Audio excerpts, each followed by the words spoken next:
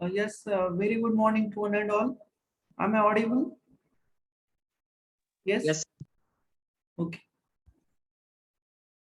So last class we have seen that concept of magnetic permeability, that is what mu expression for that magnetic permeability we have seen. Okay.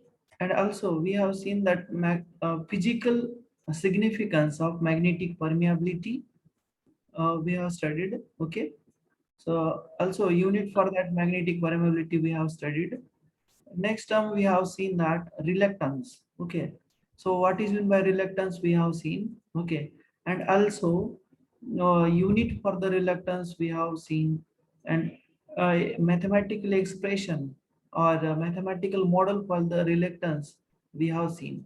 Okay, so today's class I think we have seen that residual magnetism also. Okay, and a concept of magnetic saturation also we have seen. End rule also last class we have studied, and Lenz law. Okay, that also we have stated. Okay, so today we will continue with that Lenz law. Okay, and electromagnetic induction, concept of electromagnetic induction, and what are the various laws related to the electromagnetic induction, which was invented by the Michael Faraday. Okay, so uh, let me know any doubt regarding the previous class. Yes, any doubt? Please. Yes, any doubt is there regarding first previous class? Yes. Sir, So I hope yesterday's part is clear to all. Okay. So today we will see that similar to that of end rule, we have to study the Lenz law. Okay. So generally, the Faraday's second law is termed as a Lenz law. Okay, we will see that. But previously, Lenz law states as when an EMF is induced in a circuit electromagnetically, the current setup always opposes the motion or change in current which produce it. Okay, so this law is related to the e- magnetic field and electrical field combinedly. Okay, whenever a time changing magnetic field links to the electrical conductor, at that time EMF is induced in that conductor. Okay, and because of that EMF, certain amount of current will flow through that conductor. Okay, so that EMF produced in the electrical conductor or coil, which will going to oppose the change in magnetic field or magnetic flux linking to that conductor. Okay, linking to that conductor. Okay, in order to study this law, we have to see this diagram. Okay, concentrate on the A and B diagram. Okay, so this is a simple rounded shaped electrical conductor is there. Okay, when it is placed in the magnetic field. Okay, so I'm sliding my arrow pointer C over here. This pink color line shows that a magnetic flux line.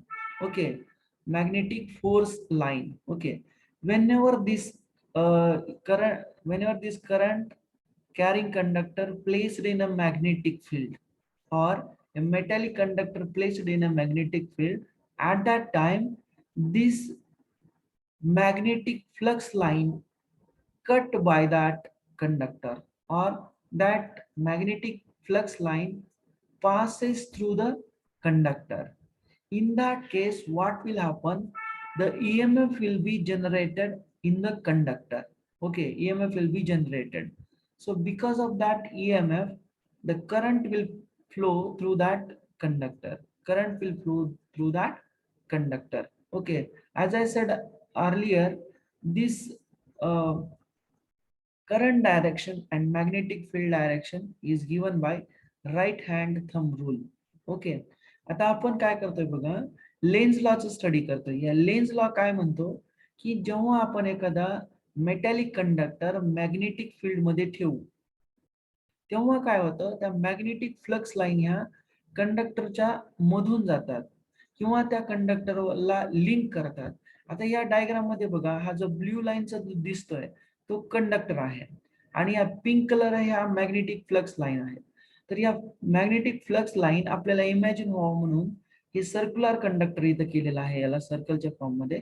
तर त्याच्यातून ह्या magnetic flux line जर गेल्या तर काय होतं, EMF EMF तयार होतं. कुठं? या कंडक्टर मध्ये. मग आपल्याला माहिती, जेव्हा एखाद्या ठिकाणी ईएमएफ असतं आणि क्लोज्ड सर्किट असतं, त्या ठिकाणी इलेक्ट्रिकल करंट फ्लो होतो. म्हणजे ईएमएफ जे काही इंड्यूस होईल या कंडक्टर मध्ये, त्याच्यामुळे काय होईल, एक करंट तयार होईल. हे आय नावाचं करंट या कंडक्टर मधून फ्लो व्हायला लागेल.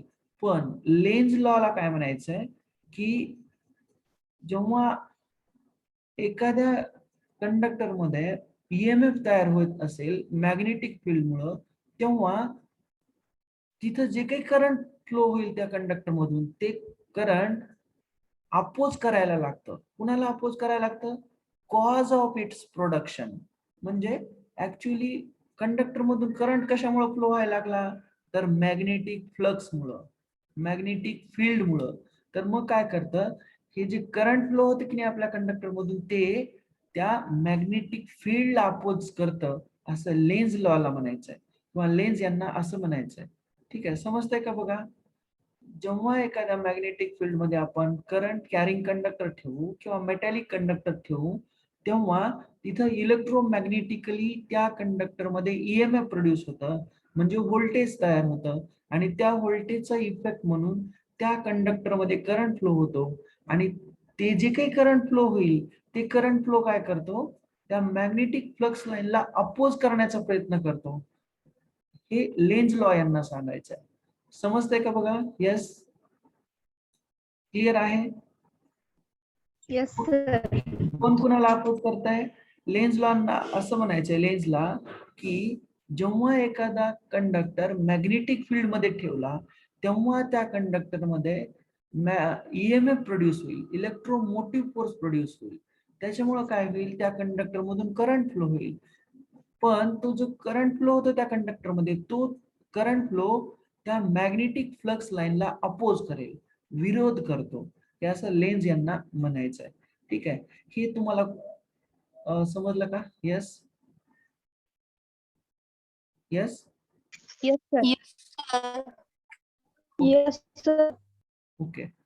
All of you clear? Yes, is it clear to all? Yes sir. Yes, sir. Okay, so आता बघा, इलेक्ट्रोमॅग्नेटिक इंडक्शन म्हणजे काय. आता लेन्झ लॉ तर आपण इलेक्ट्रोमॅग्नेटिक इंडक्शनला आपण रिलेटेड आहे असं म्हणतोय. मग आपल्याला इलेक्ट्रोमॅग्नेटिक इंडक्शन काय असतं हे माहित पाहिजे. त्यासाठी मी इथे तुम्हाला दाखवतो की इलेक्ट्रोमॅग्नेटिक इंडक्शन नेमकं काय असतं. आता या डायग्राम मध्ये तुम्ही कॉन्सन्ट्रेट करा. ठीक आहे, हे बघा नॅचरल मॅग्नेट आहे. ठीक आहे, नॅचरल मॅग्नेट आहे, N pole S pole, N pole S pole, हे तुम्हाला दिसतं. हे नॅचरल मॅग्नेट आहे. तर आपल्याला माहितीये की मॅग्नेटिक फ्लक्स लाईन ह्या कुणीकडून कुणीकडे फ्लो होतात सांगा? यस,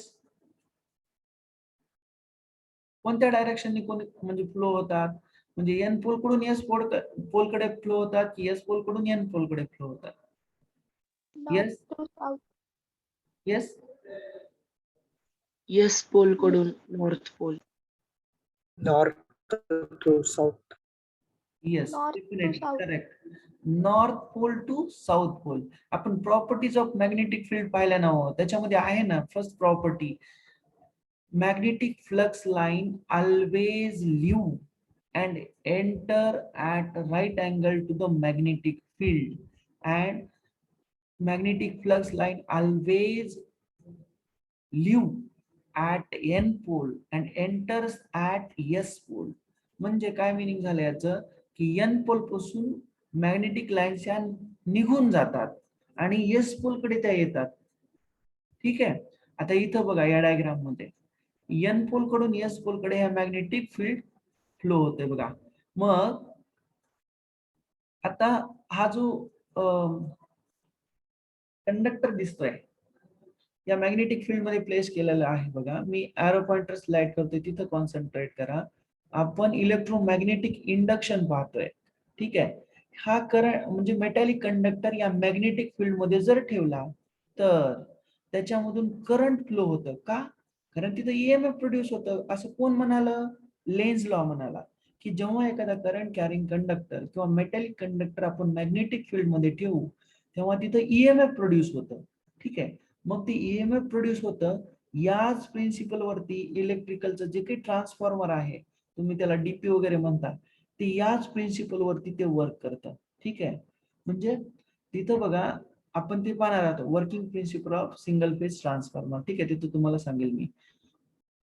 लेन्झ लॉ काय म्हणतो, जेव्हा एखादा मेटॅलिक कंडक्टर आपण मॅग्नेटिक फील्ड मध्ये ठेवू तेव्हा तिथं ईएमएफ प्रोड्यूस होतो आणि त्याचा परिणाम म्हणून त्या कंडक्टर मधून इलेक्ट्रिकल करंट फ्लो होतो. ठीक आहे. इलेक्ट्रिकल करंट फ्लो होतो. मग तो राईट हँड थंब रूल किंवा राईट हँड रूल नुसार हा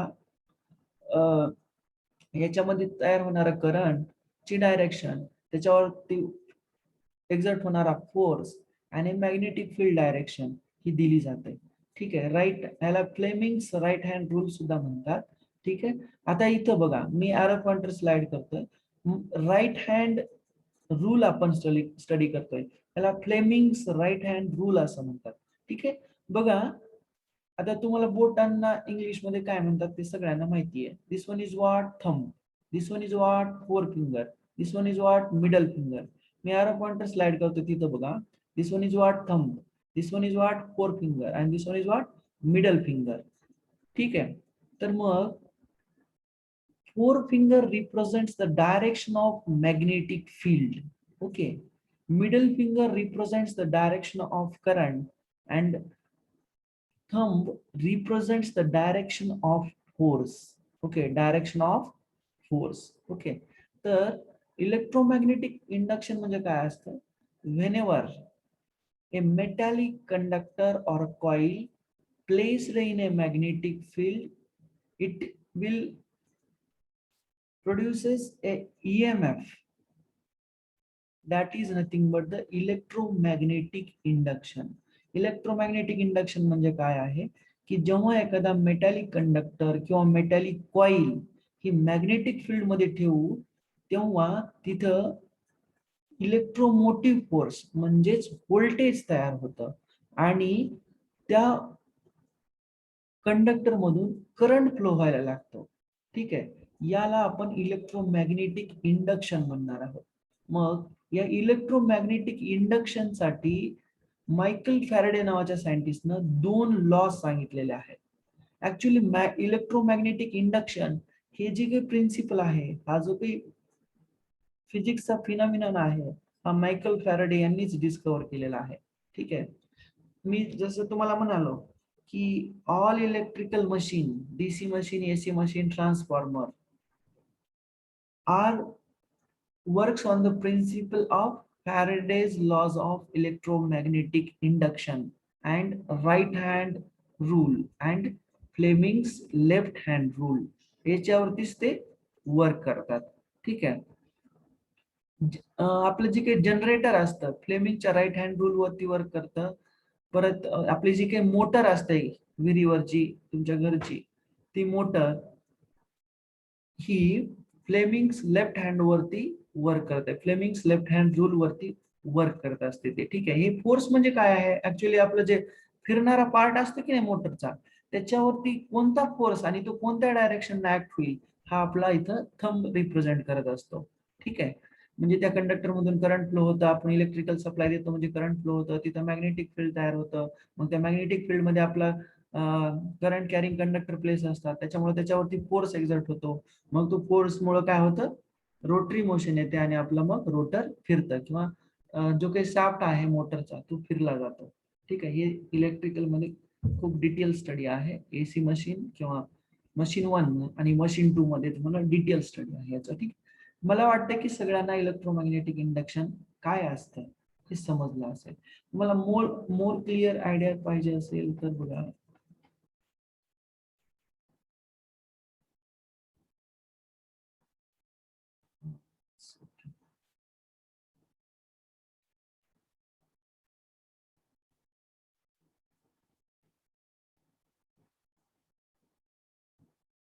ठीक आहे. आता इथं बघा, या डायग्राम मध्ये बघा, हे आपला मॅग्नेट आहे. मी जिथं एरो पॉइंटर फिरवते की नाही, तो आपला मॅग्नेट आहे. आणि ही करंट कॅरिंग कॉईल आहे किंवा मेटॅलिक कंडक्टरची ही कॉईल बनवलेली आहे. सपोज ही कॉपरची आहे असं आपण गृहीत धरू. ठीक आहे. आता मला सांगा, हे नॅचरल मॅग्नेट आहे, म्हणजे याच्यामुळे काहीतरी मॅग्नेटिक फ्लक्स तयार होईल की नाही? Yes or no? Tell me. Yes. Yes, sir. हा, Yes. मॅग्नेटमुळे काहीतरी मॅग्नेटिक फील्ड तयार होईल ना, त्याला आपण मॅग्नेटिक फ्लक्स इंटेन्सिटी असं म्हणतो किंवा मॅग्नेटिक फील्ड इंटेन्सिटी म्हणतो. मग हे मॅग्नेटिक फील्ड तयार होतं म्हणजेच काय होतं? मॅग्नेटिक फोर्सेस ऑफ लाईन तयार होतात, मॅग्नेटिक फ्लक्स तयार होतं. मग हे मॅग्नेटिक फ्लक्स काय करतं? या कॉइलला लिंक करायला लागतं. इलेक्ट्रिकल मध्ये याला flux line cut by the conductor असं म्हणतात. Magnetic flux line cut by the conductor which will causes the mutual induction और सेल्फ इंडक्शन. ओके, किंवा इलेक्ट्रोमॅग्नेटिक इंडक्शन आपण त्याला म्हणतो. पुढे म्युच्युअल आणि सेल्फ इंडक्शनचा पण आपल्याला प्रिन्सिपल पाहायचंय. ठीक आहे. आता इथं तुर्तास बघा की ऍक्च्युअल इलेक्ट्रोमॅग्नेटिक इंडक्शन काय असतं. हे एक नॅचरल मॅग्नेट आहे, त्याच्यामुळे मॅग्नेटिक फील्ड तयार होईल. हे मॅग्नेटिक फील्ड काय करेल? या कॉइल मधून लिंक व्हायला लागेल, कॉइल मध्ये लिंक व्हायला लागेल. त्याचा परिणाम म्हणून काय होईल? या कॉइल मध्ये ईएमएफ तयार होईल. आणि या कॉइलच्या ईएमएफ मुळे काय होईल? ज्या ठिकाणी व्होल्टेज असेल तिथं करंट फ्लो होतं. ठीक आहे. मग जेव्हा या कॉइल मध्ये करंट ईएमएफ तयार होईल, तेव्हा या कॉइल मधून करंट फ्लो व्हायला लागेल, जो की तुम्हाला इथे दिसतंय बघा.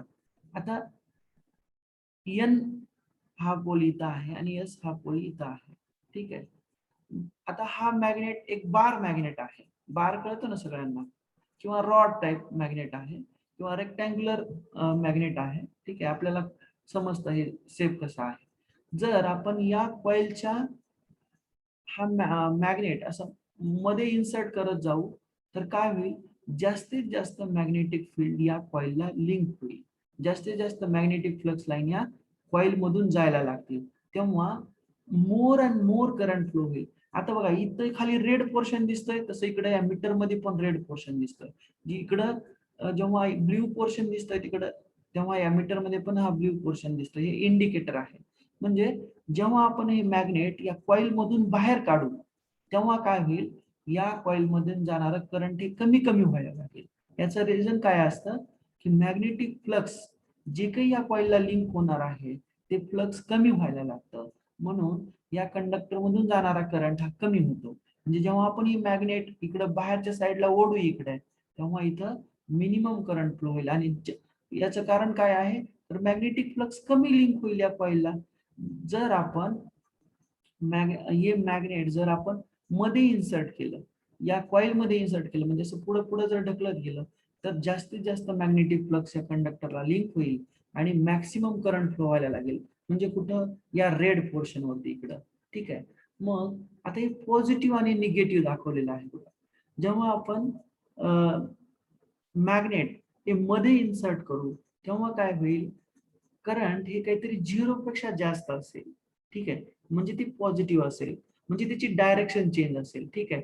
म्हणजे बघा, करंट कसा फ्लो होईल? तर जेव्हा आपण मॅग्नेट मध्ये इन्सर्ट करू तेव्हा करंट हा या डायरेक्शन फ्लो होईल, लेफ्ट कडून राईट कडे.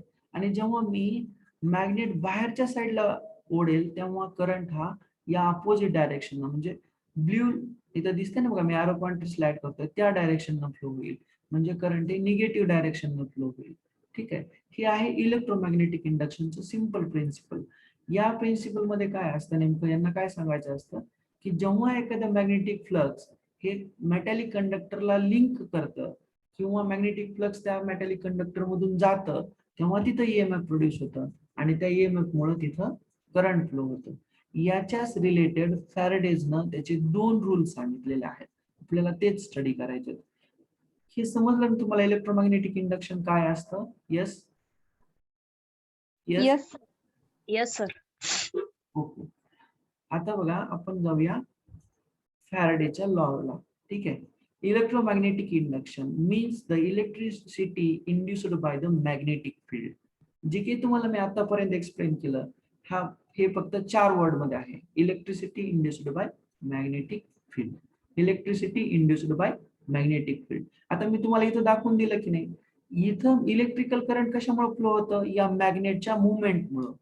म्हणजे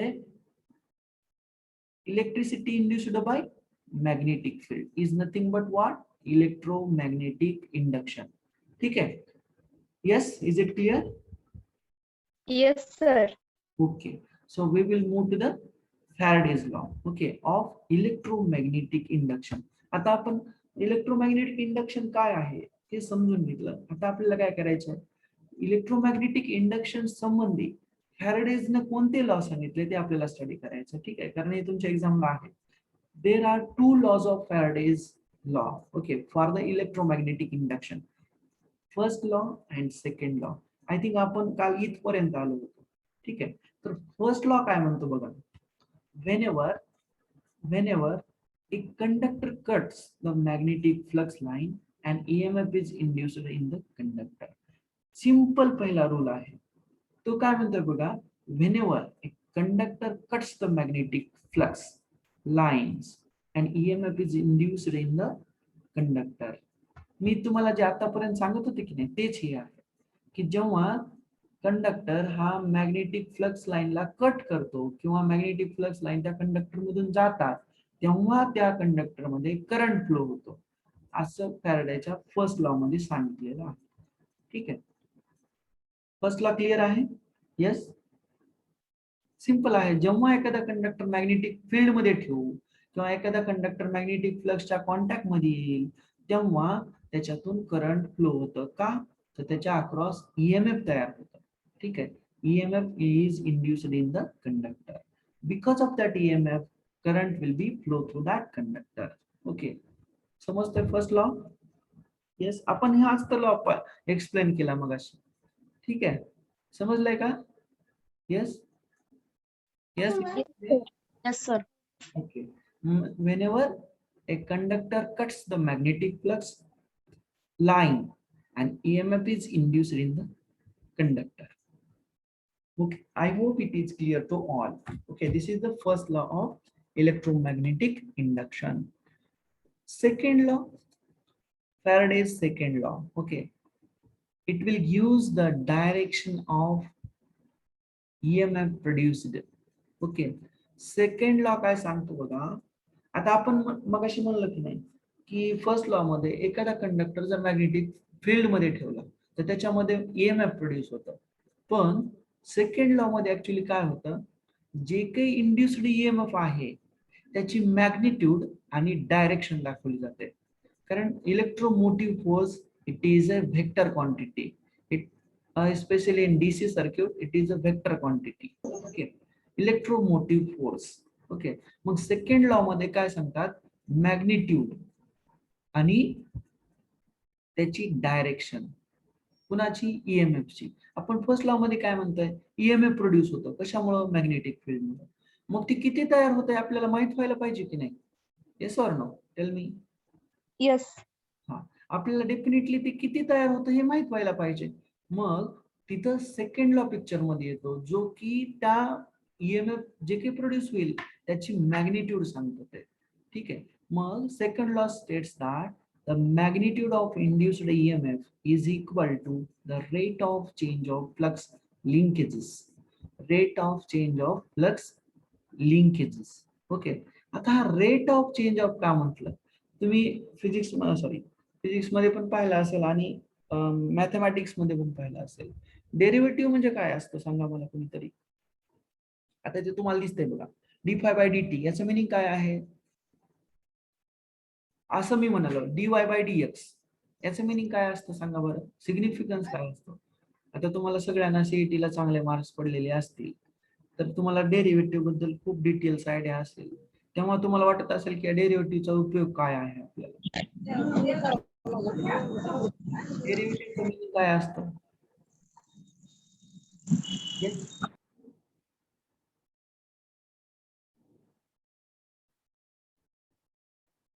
डेरिव्हेटिव्हला आपण डिफरन्सिएशन म्हणतो. दुसरा एक काय मिनिंग असतो डिफरन्सिएशन किंवा डेरिव्हेटिव्हचं? आपण काय करत असतो डेरिव्हेटिव्ह मध्ये? डिव्हिजन करत असतो क्वांटिटीचं आणि इंटिग्रेशन मध्ये ऍडिशन करत असतो. इंटिग्रेशन आणि डेरिव्हेशनचं तुम्हाला ज्यांनी पुन्हा मॅथ शिकवलं त्यांनी सिग्निफिकन्स सांगितलं असेल ना डेरिव्हेटिव्हचा यूज काय आहे बाबा म्हणून, किंवा इंटिग्रेशनचा यूज काय आहे. तर डेरिव्हेटिव्ह म्हणजे काय? डिफरन्सिएशन किंवा division of any physical quantity with respect to reference quantity. आता इथं बघा d∅dt याचं मिनिंग काय आहे? Change of flux with respect to time. Change in flux magnitude with respect to time. म्हणजे इलेक्ट्रोमॅग्नेटिक इंडक्शन हे ऍक्च्युअली एसी क्वांटिटीच्या related आहे. डीसी क्वांटिटी मध्ये हा rate of change of flux हा 0 असतो. कारण जेव्हा डीसी इलेक्ट्रिकल सप्लाय असतो तिथं टाइम व्हेरिंग क्वांटिटी नसतात, तिथं फ्रिक्वेन्सी नसते, म्हणून तिथं तयार होणारं फ्लक्स हे कॉन्स्टंट असतं. पण जेव्हा आपण एसी सप्लाय देऊ, जे एसी करंट देऊ, तिथं तयार होणारं जे मॅग्नेटिक फील्ड आहे किंवा फ्लक्स आहे हे टाइम व्हेरिंग असतं. कारण तुम्हाला माहिती आहे बघा, तुम्ही पाहिलं असेल करंट इलेक्ट्रिसिटी नावाच्या चॅप्टर मध्ये, पाहिलं की नाही? एसी करंट डीसी करंट पाहिलं की नाही? यस. हे कशाचं वेव्ह फॉर्म आहे? एसी करंट, बरोबर, with respect to time. Okay, and this one is what? Current. ठीक आहे, हे एसी वेव्ह फॉर्म आहे. आणि डीसी मध्ये कसं असतं?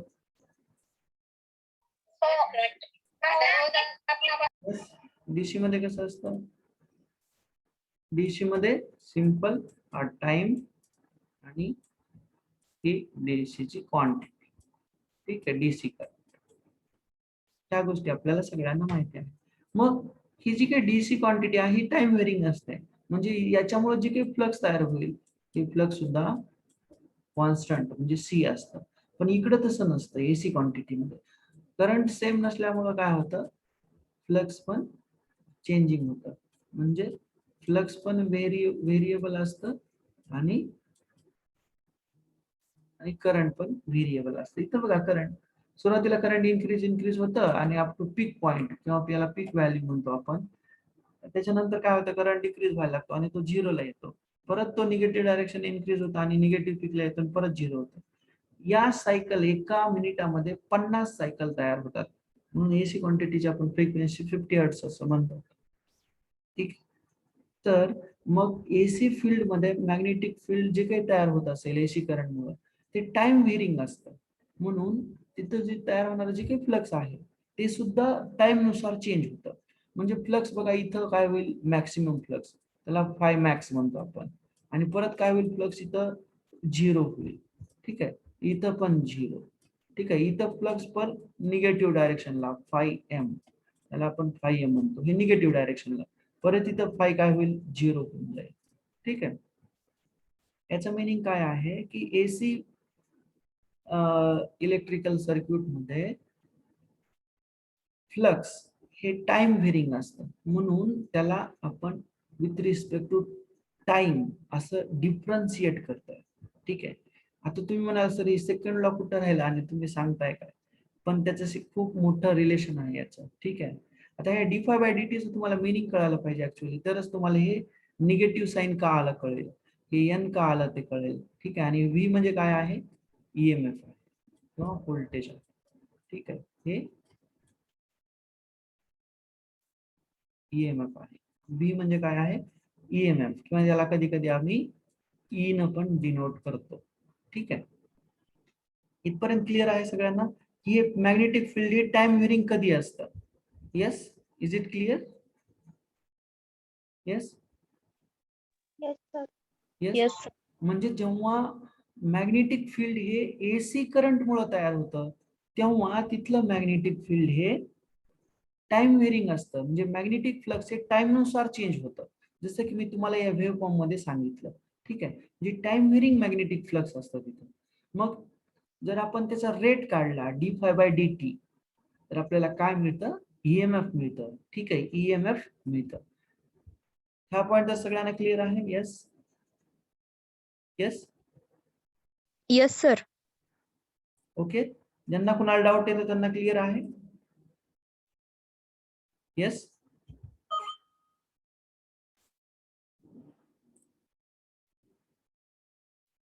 Yes is it clear to all? Yes, sir. Okay, so see over here the statement for the Faraday's second law. The magnitude of induced EMF is equal to rate of change of flux linkages to the conductor.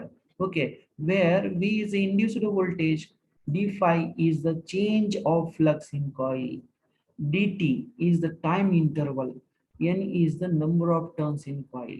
Okay, आता बघा Faraday's ला काय म्हणायचं आहे की EMF induced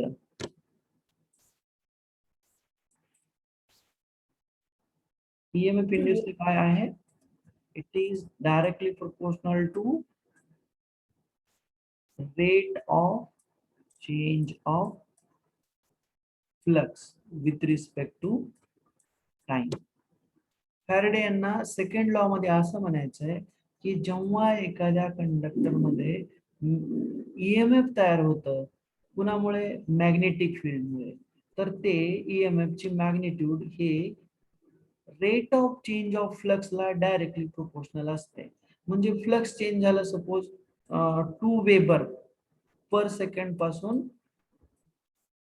आता with respect to time म्हणतोय ना म्हणून मी वेबर पर सेकंड घेतलं. ठीक आहे, आता 2 वेबर पर सेकंड पासून जर फ्लक्स 4 वेबर पर सेकंड एवढा चेंज झाला तर त्याच प्रोपोर्शन मध्ये हे व्होल्टेज पण चेंज होतं.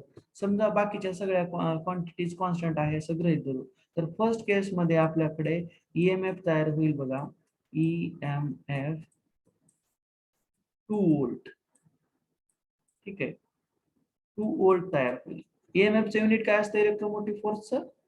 येस, ईएमएफ म्हणजे व्होल्टेज, त्याचे युनिट काय असणार? व्होल्ट असणार, बरोबर. फर्स्ट केस मध्ये जेव्हा 2 वेबर पर सेकंड एवढा फ्लक्स रेट आहे, ठीक आहे, तेव्हा व्होल्टेज 2 वोल्ट तयार होईल. आणि जेव्हा फ्लक्स रेट हा 4 वेबर पर सेकंड होईल तेव्हा ईएमएफ सेकंड केस मध्ये 4 वोल्ट होईल. याचं मिनिंग काय आहे की इंड्युस्ड ईएमएफ ची जी काही मॅग्निट्यूड आहे ही प्रोपोर्शनली चेंज होईल. कुणाच्या? Change in flux. Change in flux लक्षात राहील? Yes, is it clear to all? Yes, is it clear?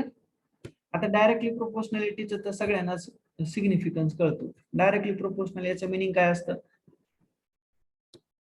Right hand साइडची G quantity जेवढ्या प्रोपोर्शननं चेंज होईल तेवढ्याच प्रोपोर्शननं लेफ्ट हँड साइडची क्वांटिटी चेंज होते. म्हणजे कोणती क्वांटिटी? व्होल्टेज. आता हे फ्लक्स चेंज होत आहे तेवढ्याच प्रोपोर्शननं हे व्होल्टेज पण चेंज होणार. आता फ्लक्सचा रेट किती म्हणतोय मी? 2 वेबर पर सेकंड म्हणतोय फर्स्ट केस मध्ये, आणि सेकंड केस मध्ये 4 वेबर पर सेकंड.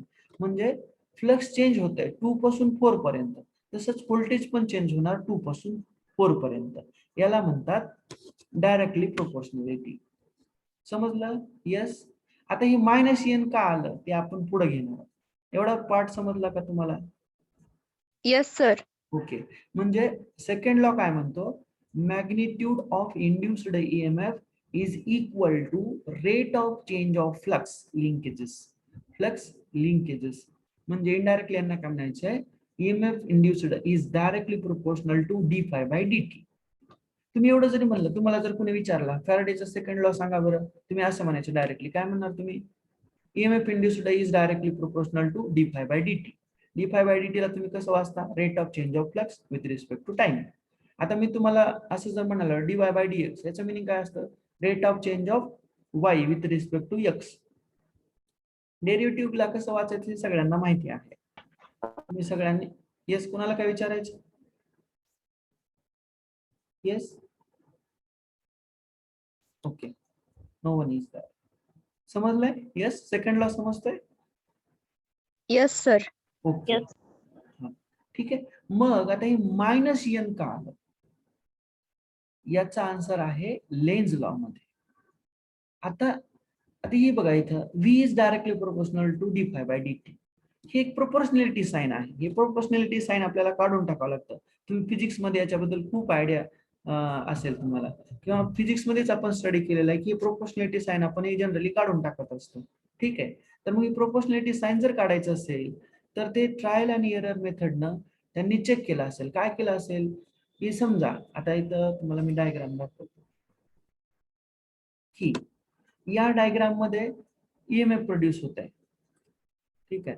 मी इथे तुम्हाला लिहून दाखवतो. इथं व्होल्टेज तयार होत आहे आणि या मॅग्नेटमुळं इथं फ्लक्स आहे. ठीक आहे. तर या कॉइलचे suppose number of turns n आहेत. ठीक आहे. हा n पोल वेगळा मॅग्नेटचा. n म्हणजे नंबर ऑफ टर्न्स. n म्हणजे काय?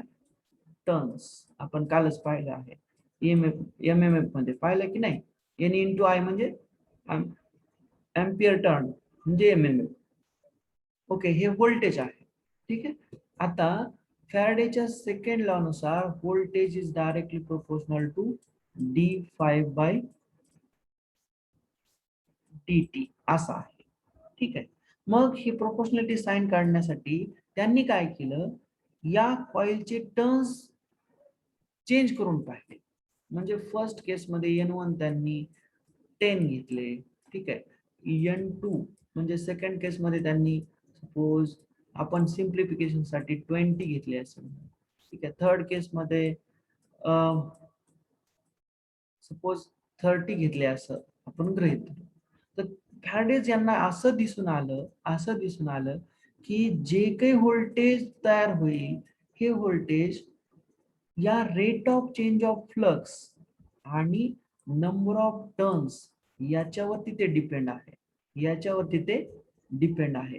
म्हणून त्यांनी काय केलं, यांच्या प्रोडक्ट वरती ते डिपेंड आहे म्हणून त्यांनी n d5 बाय dt असं एक्सप्रेशन लिहायला सुरुवात केली. मग आता आपण म्हणा की सर हे n कशामुळे घेतलं असेल त्यांनी, कारण त्यांनी ट्रायल आणि एरर मेथडनं नंबर ऑफ टाइम्स त्यांनी एक्सपेरिमेंट करून पाहिला. तेव्हा त्यांना असं दिसून आलं की जेव्हा मी नंबर ऑफ कॉइल्सचे टर्न्स चेंज करतोय त्याच्याच प्रोपोर्शननं व्होल्टेज इंड्युस्ड चेंज होतंय किंवा ईएमएफ इंड्युस्ड चेंज होते, त्याची मॅग्निट्यूड चेंज होतीये. तर मग मी जर या दोघांचा प्रोडक्ट करून पाहिला, कुणाचा d5 बाय dt आणि नंबर ऑफ टर्न्स जर प्रोडक्ट करून पाहिला तर येणारा आन्सर हे आपण जे ऑब्झर्व केलेलं आन्सर आहे ईएमएफचं ते सेम यायला लागलं आहे. म्हणून त्यांनी काय केलं, n into d5 by dt असं लिहिलं. ठीक आहे. मग आता तुम्ही म्हणाल सर इथलं मायनस n कुठून आलं, हे मायनस साइन का आलं? तर मायनस साइन येण्याचं मागचं कारण हा लेन्झ लॉ आहे. लेन्झ लॉ काय म्हणत होता, EMF is induced in a circuit electromagnetically. The current setup always oppose. हा oppose word हा खूप important आहे. Oppose the motion or change in current which produces it. Okay. मग अपोजिशन आहे याचं मिनिंग काय आहे, विरोधाभास आहे. तिथं विरोध आहे म्हणून तिथं निगेटिव्ह साइन आलेलं आहे. हे जे काही निगेटिव्ह साइन येतं की नाही इथलं, हे लेन्झ लॉ मुळे येतं. लेन्झ लॉ काय म्हणत होता की जर ईएमएफ तयार होत असेल तिथं तर ते ईएमएफ ज्याच्यामुळे तयार होत असेल त्याच रिझनला ते अपोज करेल. म्हणजे ईएमएफ इथं कशामुळे तयार होते मला सांगा, इलेक्ट्रोमॅग्नेटिक इंडक्शन मध्ये ईएमएफ हे कंडक्टर मध्ये कशामुळे तयार होत आहे, change Magnetic. Of flux. Change in flux मुळे. मग लेन्झ लॉ असं म्हणत होता की ईएमएफ ज्याच्यामुळे प्रोड्यूस होतं त्याला ते अपोज करतं. मग आपल्याला ईएमएफ कळून आलंय की ईएमएफ हे चेंज इन मॅग्नेटिक फ्लक्स मुळे तयार होत आहे म्हणून इथं निगेटिव्ह साइन आलं. हे पार्ट सगळ्यांना क्लिअर आहे का, इथं निगेटिव्ह साइन का आलं? Yes. Yes sir. Okay. So आता हे जे सेकंड लॉ आहे याच्यावरती ट्रान्सफॉर्मरचं ईएमएफ इक्वेशन आपण काढणार आहोत. ठीक आहे. पण ते आताच नाही, त्यावेळेस आपण सिंगल फेज ट्रान्सफॉर्मरला जाऊ त्यावेळेस फॅराडेचा सेकंड लॉ यूज करूनच आपण तिथं त्या ट्रान्सफॉर्मरच्या सेकंडरी टर्मिनलचं व्होल्टेज काढणार आहोत. ठीक आहे. सेकंडरी टर्मिनलचं व्होल्टेज काढणार आहोत. लक्षात राहील. मायनस साइन का आलं, हा n का आला, d5 बाय dt काय आहे ऍक्च्युअली सगळ्यांना समजलं? Yes, is it clear to all? Yes, Yes, sir. sir. Okay, so shall I move? Yes. Yes. Yes.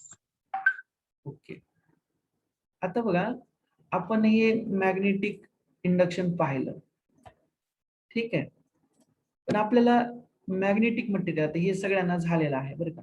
याच्यामध्ये फेरोमॅग्नेटिक मटेरियल कोणते, पॅरामॅग्नेटिक मटेरियल कोणते, डायमॅग्नेटिक मटेरियल कोणते, हे तुम्हाला काही आता सध्या गरजेचं नाहीये. ज्यावेळेस तुम्ही एखादं ट्रान्सफॉर्मर डिझाईन करणार आहोत, इलेक्ट्रिकल मशीन डिझाईन हा एक इलेक्ट्रिकल इंजिनिअरिंग मध्ये एक सब्जेक्ट असतो. त्याच्यामध्ये आपल्याला ह्या मटेरियलच्या प्रॉपर्टीज कन्सिडर कराव्या लागतात. म्हणजे ट्रान्सफॉर्मर बनवत असताना त्याच्यामध्ये जे काही कोर यूज करणार आहोत त्याच्यासाठी मटेरियल कोणतं असायला पाहिजे, त्याची परमेबिलिटी किती असायला पाहिजे, त्याची रिलेटिव्ह परमेबिलिटी किती असायला पाहिजे, ठीक आहे.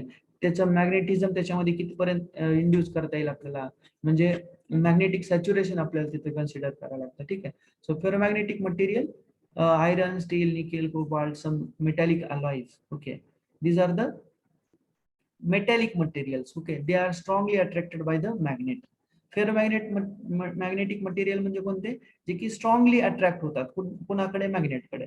पॅरामॅग्नेट म्हणजे partially attracted by the magnet. For example aluminium, tin म्हणजे माहिती आहे ना तुम्हाला, स्टेनलेस स्टीलला आपण टीन म्हणत असतो. Platinum, magnesium, manganese, etc, these are the paramagnetic material. Okay, diamagnetic material, zinc, mercury, lead, sulphur, copper, silver, etc. Diamagnetic म्हणजे जे की टोटली रिपेल करतात मॅग्नेटनं, किंवा ते मॅग्नेटकडे अट्रॅक्टच करत नाहीये. तुमच्याकडे तांब्याचं एखादं भांडं असेल, कॉपरचं, पितळेचं, तर ते मॅग्नेटकडे कधीच अट्रॅक्ट होणार नाही, ठीक आहे, तुम्हालाही माहित असेल. किंवा तुमचे चांदीचे जे काही ऑर्नामेंट्स आहेत, दागिने आहेत, ते कधी मॅग्नेटकडे अट्रॅक्ट होत नाहीयेत. तुम्ही कधी कधी पाहिलं असेल बघा, तुम्हाला म्हणजे चेन वगैरे सापडली सिल्वरची, तर तुम्ही चेक करून पाहिले असेल मॅग्नेटकडे नेऊन, ते जर ती जर अट्रॅक्ट झाली तर ती समजा बेंटेक्सची आहे, वगैरे करतात खेडेगावमध्ये लोक, ठीक आहे. डायमॅग्नेटिक, पॅरामॅग्नेटिक हे मटेरियल तर तुम्हाला समजलेच असतील, त्याच्यात काही एवढा विषय नाहीये, ठीक आहे. आता आपल्याला पाहिजे मॅग्नेटिक सर्किट. आतापर्यंत आपण मॅग्नेटिक सर्किटला गेलोच नव्हतो. आतापर्यंत आपण बेसिक ऑफ मॅग्नेटिक सर्किट पाहिलं, ठीक आहे. आता इथं बघा, ऍक्च्युअली मॅग्नेटिक सर्किट म्हणजे काय असतं, ठीक आहे. The complete closed path followed by any group of magnetic lines of flux is referred as magnetic circuit, ठीक आहे. आता हे इकडे जे दिसतंय हे मॅग्नेटिक सर्किट आहे, ठीक आहे. हे मॅग्नेटिक सर्किट आणि हे इक्वलंट इलेक्ट्रिकल सर्किट, ठीक आहे. त्या मॅग्नेटिक सर्किट मध्ये हा जो ऍश कलर्ड पाईप दिसतोय की नाही, पाईप लाईक स्ट्रक्चर आहे का हे, तर हे जे पाईप लाईक स्ट्रक्चर आहे याला आम्ही कोर म्हणतो. आणि ही कोर डिझाईन करण्यासाठी आपल्याला त्याच्या प्रॉपर्टीज माहित पाहिजे. जसं की मी आता म्हणालो तुम्हाला की त्याची परमेबिलिटी, त्याचं मॅग्नेटिक सॅच्युरेशन किती आहे, काय आहे, ह्या गोष्टी डिसाईड केल्या जातात, ठीक आहे. याला आम्ही कोर म्हणतो, मॅग्नेटिक कोर, ठीक आहे. आणि मॅग्नेटिक कोरचा जो काही एरिया क्रॉस सेक्शन असेल तोच त्या मॅग्नेटिक सर्किटचा एरिया क्रॉस सेक्शन असेल, किंवा मॅग्नेटिक, जसं की आपण कंडक्टरचा एरिया क्रॉस सेक्शन पाहिलं की नाही रेजिस्टन्स साठी, तसं हा जी की कोर आहे त्याचा एरिया क्रॉस सेक्शन हा त्याच्या रिलक्टन्सशी रिलेटेड आहे, ठीक आहे. आता इथं बघा, हे आर जे दिसतंय की नाही, हे आर म्हणजे ऍक्च्युली रिलक्टन्स आहे, ठीक आहे. पण तो सिम्बॉल काही व्यवस्थित दिसत नाहीये, स्मॉल आर दिसतंय ते, पण तो रिलक्टन्स आहे. आणि एन आय म्हणजे काय असतं सांगा मला. Yes, what do you mean by Ni? Nikhil. Yes, Ni काय असतं रे बाबा? Yes, Ni काय असतं?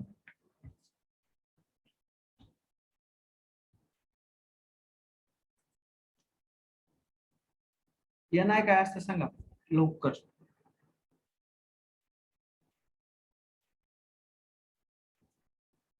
निखिल. अरे बाबा, मी पिरियडिक टेबल शिकवतोय का? Number of turns.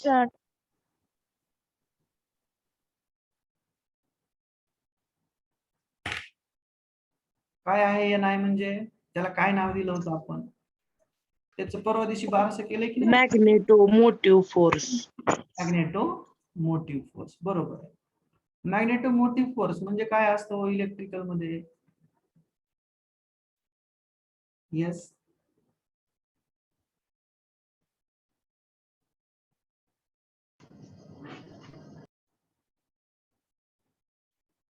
Magnetomotive फोर्सलाच electrical मध्ये काय म्हणतात? मी तुम्हाला किती वेळा सांगितलं?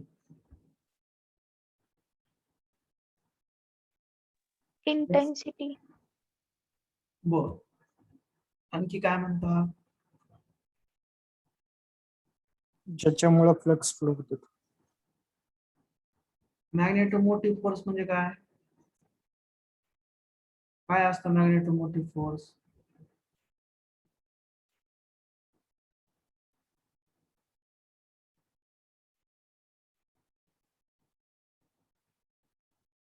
येस, काय असतं?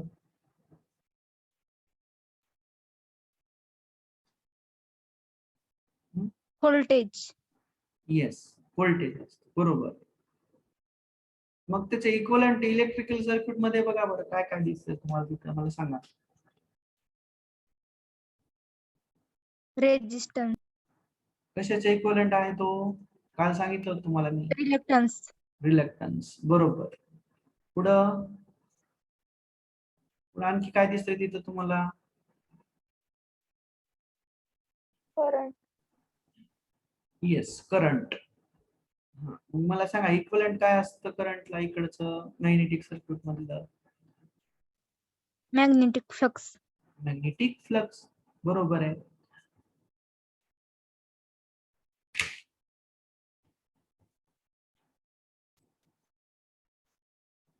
येस, व्होल्टेजला इक्वलंट असेल एमएमएफ. ओके, करंटला इक्वलंट असेल फ्लक्स, रेजिस्टन्सला इक्वलंट असेल रिलक्टन्स. मग मला सांगा मी ओहम्स लॉ लावू शकतो का मॅग्नेटिक सर्किटला? हा लावू शकतो सर. Yes, sir. लावू शकतो की नाही? Yes. Yes sir. Yes sir.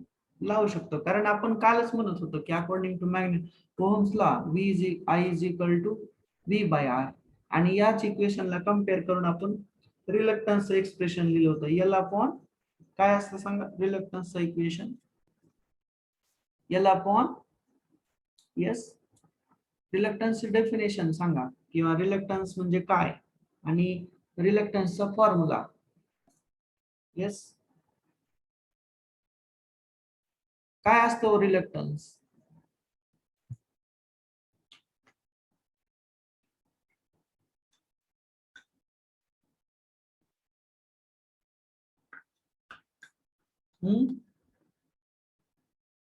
Reluctance काय असतो? आताच तुम्ही म्हणाले की रेजिस्टन्स असतो. रेजिस्टन्स काय असतो सांगा?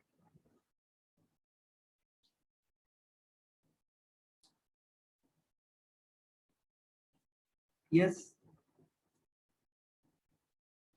आता मी जर फर्स्ट इयर डिपार्टमेंटच्या HOD सरांना मला फीडबॅक मागितला तर मी काय देऊ?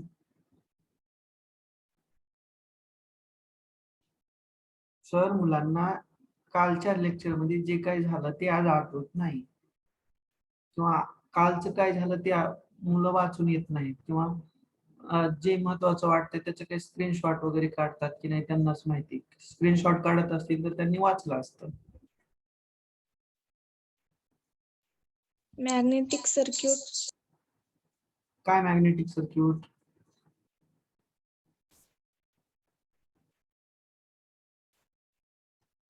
Yes Sir, reluctance is equal to force upon magnetic flux. काय म्हणले? रिलक्टन्स म्हणजे काय? येस, अहो तुम्हाला मी सिग्निफिकन्स सांगितलं की नाही रिलक्टन्स म्हणजे काय असतं, त्याची डेफिनेशन खड्ड्यात जाऊ द्या. सिग्निफिकन्स म्हणजे नेमकं ती काय आहे गोष्ट, त्याला आपण सिग्निफिकन्स म्हणतो. काय असतं रिलक्टन्स नेमका, त्याची डेफिनेशन जाऊ द्या तिकडे. रिलक्टन्स काय करतो? अपोज करतो सर. कुणाला? तुम्हाला मला कुणाला अपोज करतो? मॅग्नेटिक फ्लक्सला. मॅग्नेटिक फ्लक्सला अपोज करतो. बरं, त्याचं फॉर्म्युला काय आहे मग?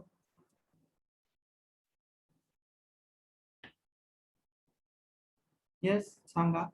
Length upon mu naught mu into ampere.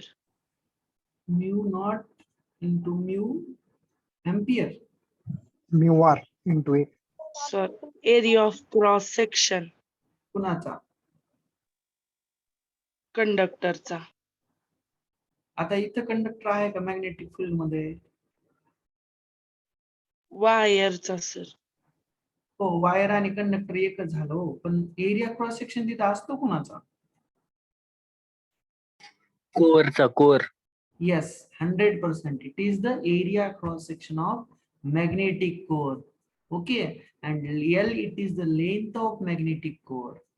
Be remember that you should have to listen my voice very carefully. Okay,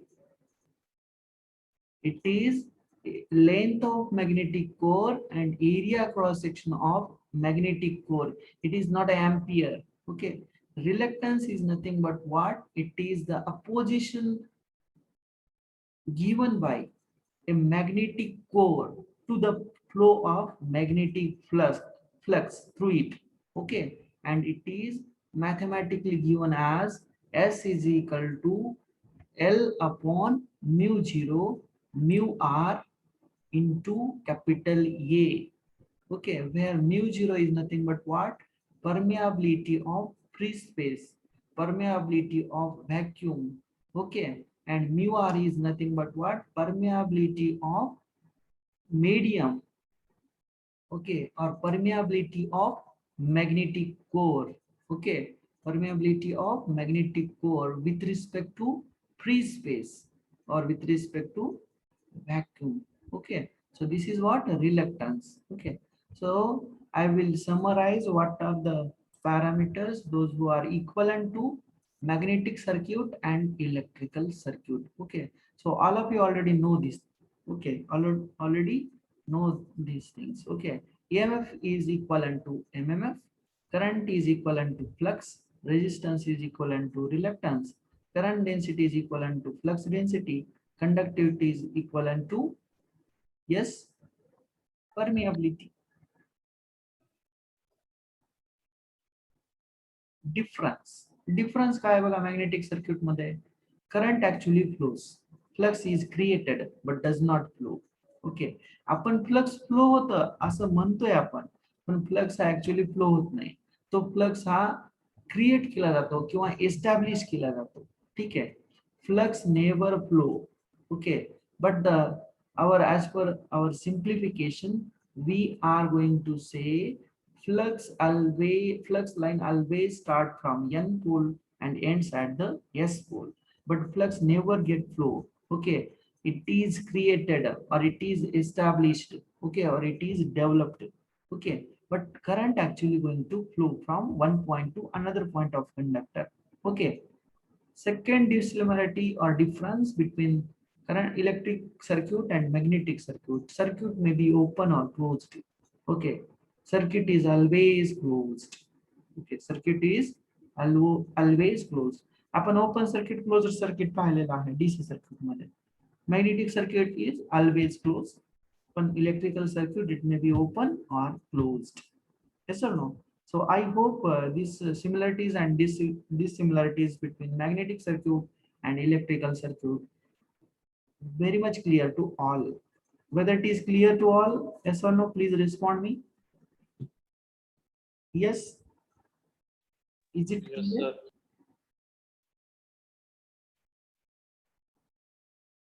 Yes.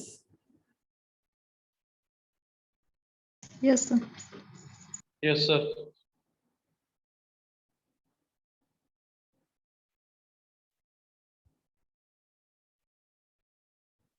बघा, EMF हा इक्विव्हॅलेंट असतो MMF ला. Here about आपला टाइम संपलेला आहे, so we can stop over here. Current, flux, resistance, reluctance, current density, flux density, conductivity, permeability. Okay, so I hope today's lecture is clear to all.